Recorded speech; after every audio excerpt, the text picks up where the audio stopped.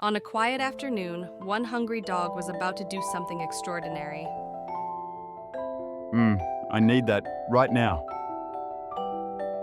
But without opposable thumbs, things could get tricky. Okay, how hard can it be?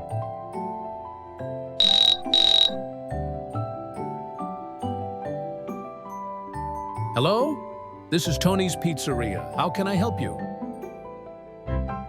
Yes, one large pepperoni pizza, please. Excuse me? Who's calling? It's me, the good boy from Maple Street, extra cheese. Wait a minute. Is this a dog? Yep, best customer you'll ever have. And somehow it worked. Moments later, the pizza was on its way to one very unusual customer.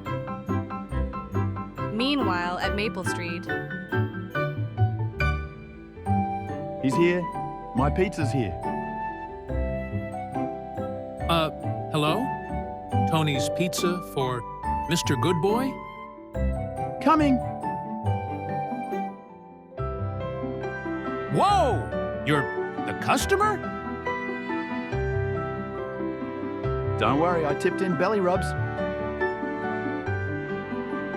and that's how one clever pup earned a slice of fame and a lot of extra cheese.